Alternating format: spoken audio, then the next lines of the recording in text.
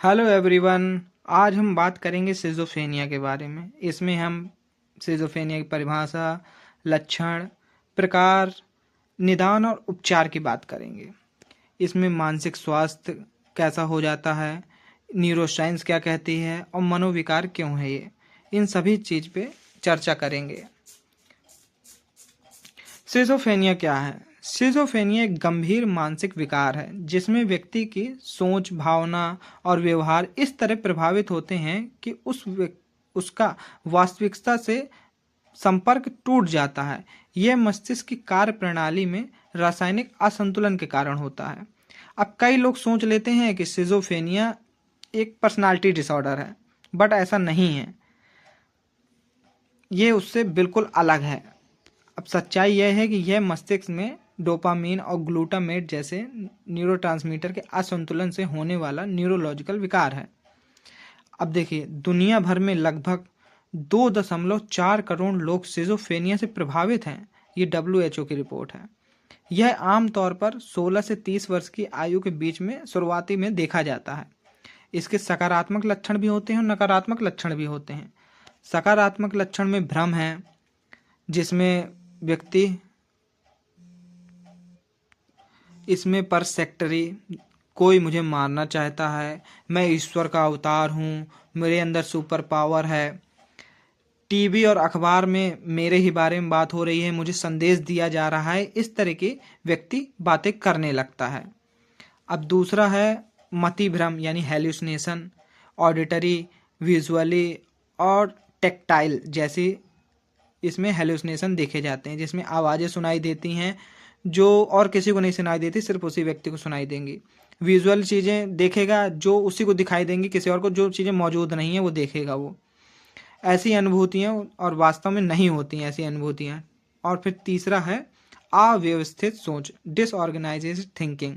Word सलाद, एक विषय से दूसरे विषय में अचानक कूदेगा, कोई भी बात पूरी नहीं करेगा। विचारों का अधूरा रहना, यानी कोई भी बात शुरू करेगा और कहीं पे जाके ख़त्म करेगा कुछ भी। असामान्य व्यवहार, बिना कारण के हंसना, रोना, अति उत्तेजित हो जाना, अजीब एक जगह खड़े हो गए तो खड़े हैं, घंटों खड़े हैं। अब नकारात्मक लक्षण की बात करते हैं। फ्लैट इफेक्ट, यानी कि फेशियल एक्सप्रेशन जीरो हो जाना, किसी बात पे भी कोई फेशियल एक्सप्रेशन नहीं देना, चेहरे के हाव भाव नहीं देना, बहुत कम बोलना, काम शुरू करने की इच्छा शक्ति खत्म हो जाना, यानी कि कोई काम नहीं करेंगे, आलसीपना दिखाएंगे। फिर यानी पसंदीदा चीज़ों पे भी खुशी नहीं दिखाएंगे, यानी कोई अगर उनको चीज़ पसंद है उसके आप उनको देंगे तो उस पर भी कोई रिएक्शन नहीं दिखाएंगे। लोगों से मिलना जुलना भी कम कर देंगे। फिर इसमें जो है कॉग्निटिव लक्षण आ जाते हैं, संज्ञानात्मक, ध्यान की कमी आ जाती है, किसी काम में फोकस नहीं कर पाते हैं, कमजोर याददाश्त हो जाती है, वर्किंग और लॉन्ग टर्म मेमोरी दोनों पे प्रभाव पड़ता है। एग्जीक्यूटिव फंक्शनिंग, यानी निर्णय लेना, योजना बनाना कठिन हो जाता है। प्रोसेसिंग स्पीड, यानी सोचने समझने की प्रतिक्रिया बहुत कम हो जाती है। अब सिजोफ्रेनिया के प्रकार: पैरानॉइड, हेवेफ्रेनिक, कैटाकॉनिक और अनडिफरेंशिएटेड और फिर रिसिड्यूल्ड, ये चीज़ें हैं इसमें। पहला पैरानॉइड में ये सबसे आम प्रकार है, जिसमें अभी डेल्यूजन और हेल्यूसिनेशन, ऑडिटरी ये बताया गया, ये पैरानॉइड में आ जाता है। फिर हेविफ्रेनिक, इसमें व्यवहार और बातचीत पूरी तरह अस्त व्यस्त, यानी कि वर्ड सैलेड कर देता है पूरा, ये चीज़ आ जाती है। और फिर तीसरा है कैटाकॉनिक, व्यक्ति घंटों एक ही मुद्रा में खड़ा है, यानी जड़ हो जाता है। फिर आ जाते हैं ये अनडिफरेंशिएटेड, जब लक्षण मिले जुड़े और किसी ऐसी श्रेणी में स्पष्ट रूप से ना आ रहे हैं, यानी कि ऐसे लक्षण जो किसी एक श्रेणी में नहीं आ रहे हैं, बस मिक्स कर रहा है सब लक्षण सामने वाला। रिशेड्यूल्ड, मुख्य तीव्र कम कम हो गए, लेकिन सामाजिक अलगाव और भावना अभी भी शून्यता बनी हुई है, यानी सामाजिक अलगाव अभी बना हुआ है, लक्षण नहीं दिखा रहा है। अब सिजोफ्रेनिया के कारण पे आते हैं। प्रोड्रोमल फेस है, एक्टिव फेस है और रिशेड्यूल्ड फेस है। प्रोड्रोमल फेस में पूर्व चरण में लक्षण धीरे धीरे शुरू होते हैं, व्यक्ति सामाजिक रूप से कटने लगता है, उसे नींद नहीं आती है, किसी चीज़ में मन नहीं लगता है। यह महीनों से वर्षों तक ये स्थिति, यह फेस चल सकता है, यानी 6 महीने से 2 वर्ष तक ये फेस चल सकता है, काफ़ी लंबा। फिर इसका एक्टिव फेस आता है जो गंभीर है, जिसमें हेलुसिनेशन, डिल्यूजन, डीऑर्गेनाइजेशन, थिंकिंग स्पष्ट रूप से ये सब देखने को मिलता है। इसमें चिकित्सक की आवश्यकता महत्वपूर्ण हो जाती है। फिर आता है रिशेड्यूल्ड फेस। इसमें जो है उपचार के बाद तीव्र लक्षण कम होते हैं, हल्की सुस्ती, एकांत, फ्लैट इफेक्ट बना रहता है, रख रखाव की दवाएं और थेरेपी जरूरी है, इसमें थेरेपी रुकनी नहीं चाहिए। फिर सिजोफ्रेनिया के कारण पे आ जाते हैं। अनुवांशिक है, मस्तिष्कीय रसायन है, पर्यावरणीय कारक है और नशीले पदार्थ हैं। अनुवांशिकता में सामान्य आबादी में जो देखा जाता है, सामान्य आबादी में 1% लोगों को ये चीज़ होती है। अब देखिए, अगर माता या पिता को किसी को एक को है तो 10 से 15% चांस हैं कि उनके आने वाले बच्चों में ये चीज़ होगी, और माता पिता दोनों को अगर है तो 40 से 50% चांस हैं बच्चों को होने की। और इसमें अगर आइडेंटिकल ट्विंस हैं तो उनको 50-50 मार्जिन है। फिर मस्तिष्कीय रासायनिक में डोपामीन की अधिकता हो जाती है, ग्लूटामेट की कमी हो जाती है, सेरोटोनिन असंतुलन हो जाता है, प्रीफ्रंटल कॉर्टेक्स में बदलाव देखने को मिलता है। अब पर्यावरणीय कारक में गर्भावस्था के दौरान संक्रमण, बचपन में आघात या एब्यूज़ किया गया हो बच्चा, फिर अत्यधिक तनाव, ये सारी चीज़ें आ जाती हैं। अब नशीले पदार्थ में किशोरावस्था में कैनबिस या चरस, गांजा, भांग, ये सारी चीज़ों का सेवन, एम्फेटामाइंस का सेवन लक्षण बढ़ा देता है। इसका कोई एक कारण नहीं है, इसमें ये सोशल मॉडल के तहत जैविक, मनोवैज्ञानिक, सामाजिक कारकों का संयोजन ही होता है, इसमें कोई एक कारण नहीं होता है। अब निदान कैसे होता है, इसके मानदंड DSM-5 के अनुसार कम से कम 2 लक्षण 6 महीने तक व्यक्ति में बने रहने चाहिए, जैसे भ्रम, डिल्यूजन, मति भ्रम, हेलुसिनेशन, अव्यवस्थित भाषण, अव्यवस्थित व्यवहार और नकारात्मक लक्षण, ये चीज़ें बनी होनी चाहिए DSM-5 के मानदंड के अनुसार।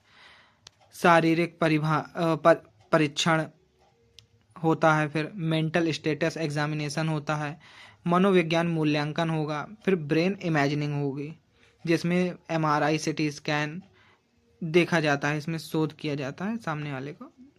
औषधि उपचार, फार्माकोलॉजिकल ट्रीटमेंट, दवाओं से व्यक्ति का उपचार किया जाता है, जिसमें इसमें first and second generation type से किया जाता है, और फिर तीसरे में इंजेक्टेबल्स दवाएं होती हैं, यानी इंजेक्शन होती है, लॉन्ग एक्टिव इंजेक्टेबल्स होते हैं।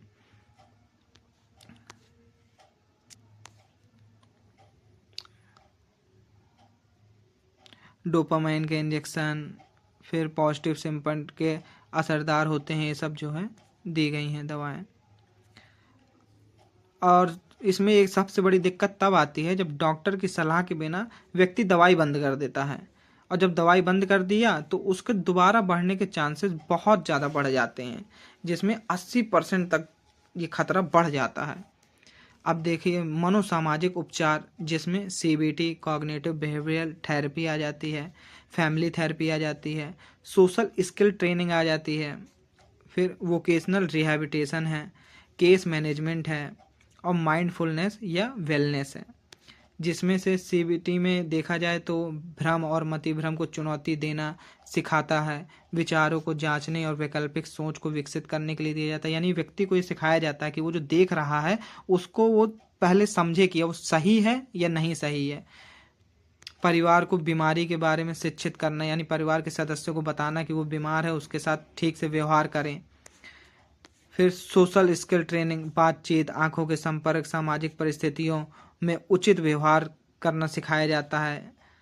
वोकेशनल रिहैबिलिटेशन, जैसे नौकरी खोजने और बनाए रखने में मदद, सपोर्ट, आत्मनिर्भरता बढ़ाना, जो उसको डर रहता है इस चीज़ से। केस मैनेजमेंट, एस्ट्रक्टिव कम्युनिटी ट्रीटमेंट, घर में सेवाएं पहुंचाना, सभी उपचार, बहुत सारी चीज़ें हो जाती हैं जब सिजोफ्रेनिया से व्यक्ति ग्रसित हो जाता है। और तनाव प्रबंधन सबसे ज़रूरी है, ये सबसे ज़रूरी है। उपचार विधियों में ECT है। ECT यह क्या है? मस्तिष्क में नियंत्रित विद्युत उत्तेजना देकर दौरे उत्पन्न करना आधुनिक ईसीटी पूरी तरह सुरक्षित है। कब दिया जाता है? जब दवाएं काम नहीं करती हैं, गंभीर स्थिति में, कैटाटोनिक में, खुद को दूसरों को नुकसान पहुंचाने का खतरा हो जाता है, तत्काल सुधार की आवश्यकता होती है। यह कैसे होता है? जनरल एनेस्थीसिया दिया जाता है। 6 से 12 सेकंड सेशंस होते हैं, हफ्ते में 2 से 3 बार।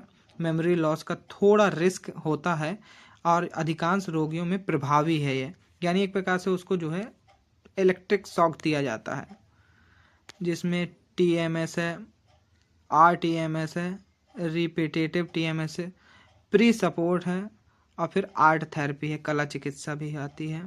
संगीत चित्रकला के साथ जो है उसको ठीक करने की कोशिश की जाती है, म्यूजिक खासकर। रिकवरियों की और चुनौतियाँ, रिकवरी में चुनौतियाँ कौन कौन सी फेस करना पड़ता है, अब उनको देखते हैं।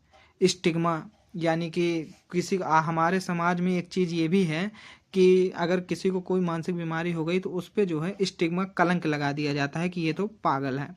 समाज में गलतफहमी की रोगी अलग थलग महसूस करता है, शिक्षा और जागरूकता की कमी महसूस होती है उसे।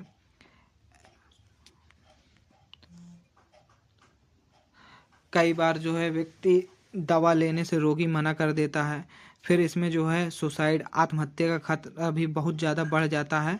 5 से 10% मरीज आत्महत्या करते हैं, निरंतर निगरानी जरूरी है।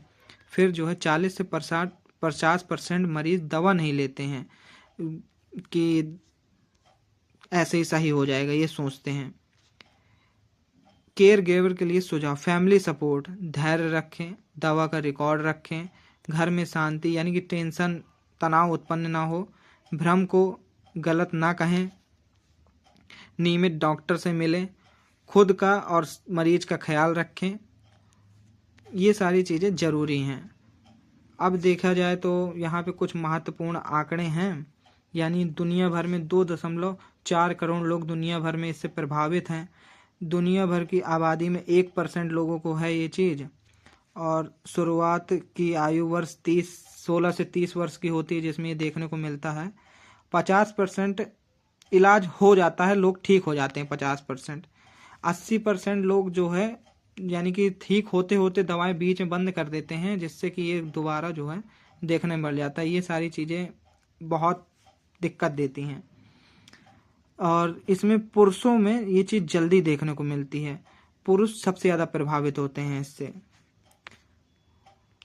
और निष्कर्ष में यही है कि इसका इलाज संभव है। एक अच्छे साइकेट्रिस्ट डॉक्टर से, साइकोलॉजिस्ट से मिलिए, और सिजोफ्रेनिया का इलाज होता है।